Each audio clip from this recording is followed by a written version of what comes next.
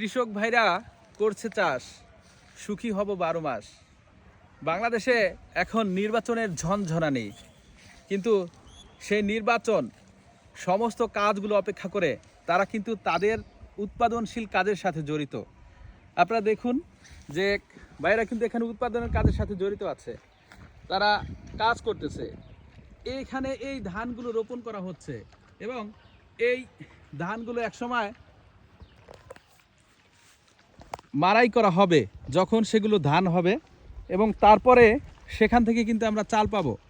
সবচেয়ে আশ্চর্যজনক ঘটনা যেটা, যাদের সবচাইতে বেশি সম্মান করা উচিত তারাই সমাজে সবচাইতে বেশি অবহেলিত। কারণ আমাদের প্রথমে বাঁচতে হয়, তারপরে হচ্ছে আমাদের অন্য কিছু। বাঁচার জন্য দরকার খাদ্যের।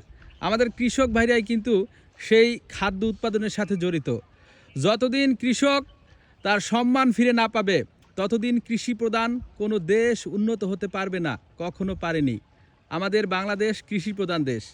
এখানে কৃষকের ছেলেরাই কিন্তু বড় বড় অবস্থানে যায়, কিন্তু দুঃখের বিষয় হচ্ছে তারা যখন গ্রাম থেকে চলে যায় তখন কিন্তু গ্রামের এই সহজ সরল এই ভালো মানুষগুলোকে তারা ভুলে যায়, যার ফলশ্রুতিতে সারা দেশ কিন্তু অবহেলায় থাকে, অনাহারে থাকতে হয় এক সময়। একবার ভাবুন তো, কোনো এক কৃষক ভাই যদি ফসল ফলানো বন্ধ করে দেয় তাহলে কি অবস্থা হবে আমাদের? আসলে অবস্থা তখন দুরবস্থা হবে। তাই কৃষক ভাইদের সালাম, আপনাদের এজন্য সালাম। আপনারা শত বাধা বিপত্তি সব কিছু উপেক্ষা করেও উৎপাদন করে সমস্ত দেশের মানুষকে খাওয়ান। আপনারা ভালো থাকলেই ভালো থাকে দেশ। সকলে ভালো থাকবেন। এই নির্মল পরিবেশে এরকম সিচুয়েশনে আপনাদের কেমন লাগছে? যদি ভালো লাগে অবশ্যই লাইক, কমেন্ট এবং পাশে থাকবেন। ধন্যবাদ।